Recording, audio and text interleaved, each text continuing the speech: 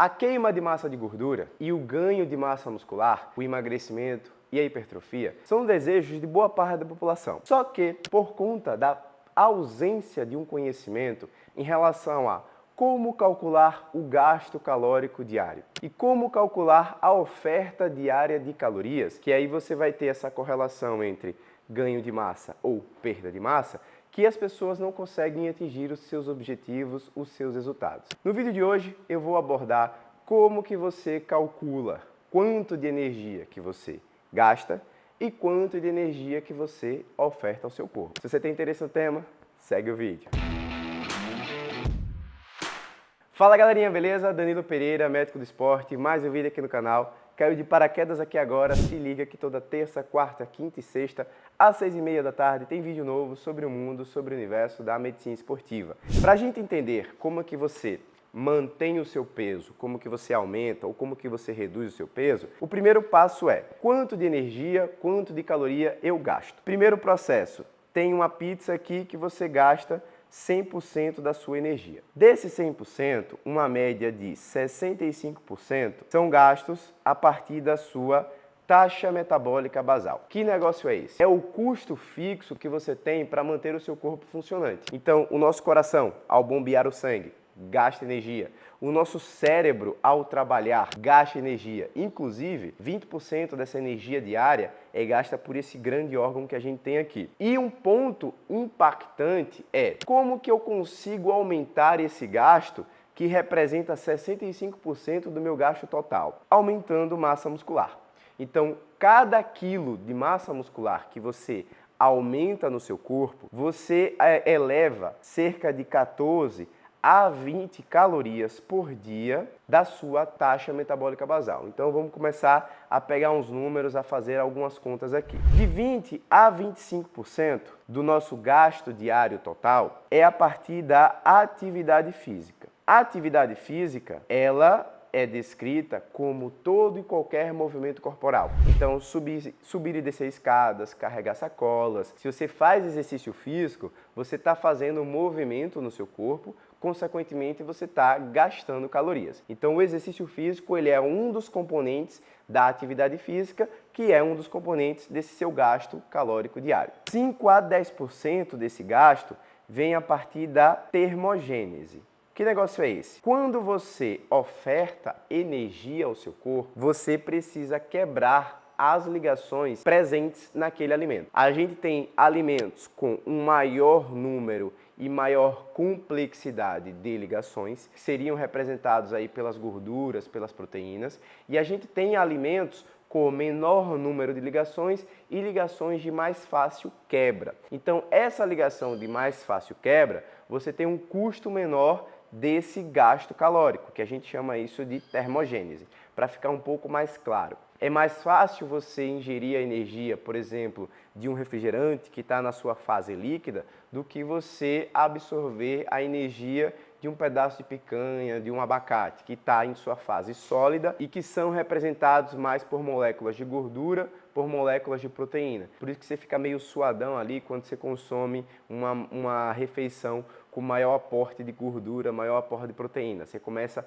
a eliminar um pouco mais de calor. É mais custoso você quebrar a energia desse alimento. E para ficar mais palpável ainda, vamos lá, você consumiu 300 calorias de um carboidrato processado, ultraprocessado, aquele que é de pacote, de produto, de embalagem. E aí, para que você absorva essas 300 calorias, você tem um custo de 50 calorias. Então você fica com saldo de 250 calorias para armazenar ou para fazer movimento, seja ele qual for. E se você pega essas mesmas 300 calorias de pedaço de carne, ou enfim, qualquer outra coisa que represente mais gordura, mais proteína, você teria um gasto de 150 calorias. Então você fica ali com 150 calorias disponíveis para utilizar. Veja, o número foi o mesmo, mas energia final livre, ela foi menor nessa segunda apresentação aqui. Então, quais são os mecanismos que a gente tem para avaliar esse gasto dessa pizza aqui geral?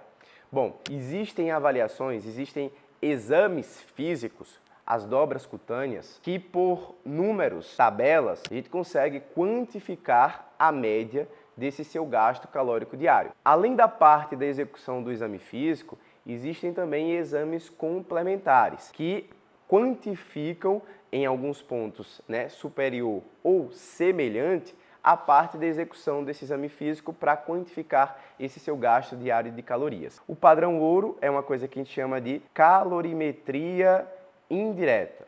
Que negócio é esse? Você pega e vai ser avaliado com uma máscara que vai ver a quantidade de gases que são exalados. Qual a concentração de gás carbônico que você produz. Por qual é o contexto, qual é a lógica desse processo, desse exame? Quando oferta o alimento, isso é um processo de combustão.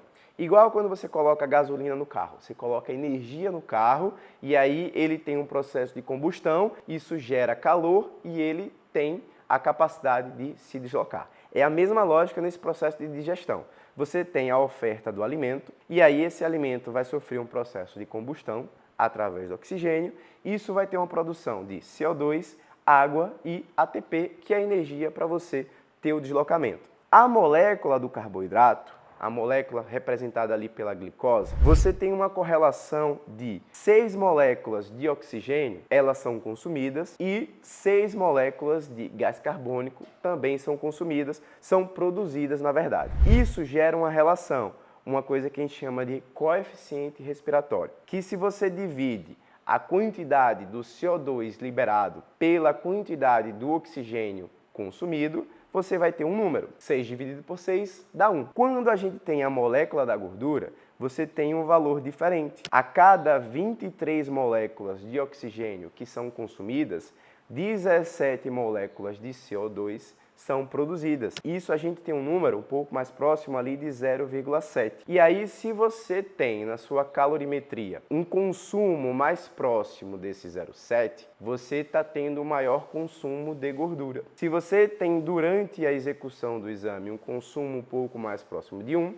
você tem um consumo maior de fonte de energia a partir do carboidrato. Alguns outros exames também têm uma capacidade de aferir, de estimar esse seu gasto calórico diário. A bioimpedância, existe um exame chamado de dexametria, que você consegue avaliar a relação de massa muscular, massa de gordura, a massa óssea e essa sua taxa metabólica basal. Mas os exames, eles têm uma boa correlação. Um bom exame físico, sendo bem executado, ele consegue sim, de uma maneira bem fidedigna, a quantificação do seu gasto calórico diário. E onde que entra a parte da ergospirometria, que foi o questionamento da seguidora lá na live.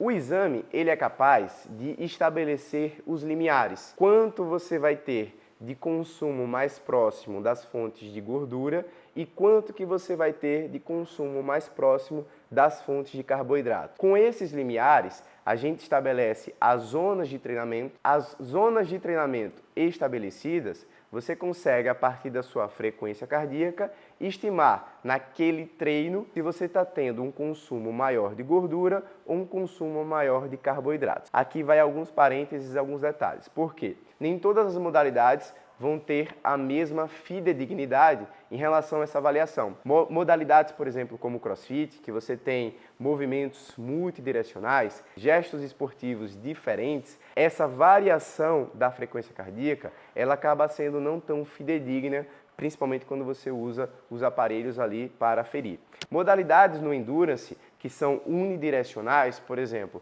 corrida, o triatlon, que você tem uma execução mais contínua de um movimento, você tem uma repetição mais lógica nesse processo, você tem uma aferição mais fidedigna. Só que a frequência cardíaca, ela tem diversos fatores também que vão impactar, que vão influenciar o seu grau de hidratação, o seu grau de aporte de calorias, o seu nível de repouso, o seu nível de recuperação, a temperatura, a umidade, a altitude do local. Então, assim, são diversas variáveis que vão impactar nesse ponto dessa frequência cardíaca para, de fato, a gente conseguir ter isso de uma maneira mais, o ajuste fino, de uma maneira mais fidedigna. E como que a gente consegue quantificar a energia que está colocando no corpo? De maneira recorrente nas lives, eu coloco algumas opções de aplicativos que você consegue ir preenchendo. e aí precisa preencher mesmo, não precisa exatamente, né, de um papel e uma caneta, mas aí pelo seu celular você consegue colocar, e é esse o padrão ouro, é o que de melhor temos para você quantificar a energia que você está colocando no seu corpo. Essa parte referida, então a sua lembrança do que você comeu, pode ter alterações, você pode ter variação de 10 a 50% em relação ao que você acha que comeu e o que realmente você comeu. E quanto maior o IMC, maior essa alteração. Então, pacientes com obesidade têm essa percepção desregulada em relação ao que comeu, ao que ofertou e realmente o que ele acha que ele comeu. Olha que coisa interessante, né? Padrão ouro, do melhor que você tem para quantificar a energia que você está colocando no seu corpo, preenchendo essas fontes de conhecimento. Então tem alguns aplicativos que eu sempre recomendo, MyFitnessPal, Fat Secret, tem um aplicativo da Growth, Dieta e Treino. Obviamente, se você quer melhorar esse ajuste, se você quer ter isso de uma maneira ainda mais fidedigna, é a avaliação profissional. É inquestionável a superioridade de um profissional que esteja te acompanhando e no processo de nutrição é o nutricionista. E se você chegou até aqui agora nesse vídeo, não esquece, deixe seu like. Tem dúvidas, comentários sobre esse ou outros temas? Joga aqui, vamos ter um bate-papo que fica bem interessante. Não esquece, faz a inscrição no canal, ativa o sininho para não perder nenhum vídeo. Você é uma pessoa mais curiosa, se torna membro do canal. No Guia da Comunidade tem mais detalhes e vamos pro próximo.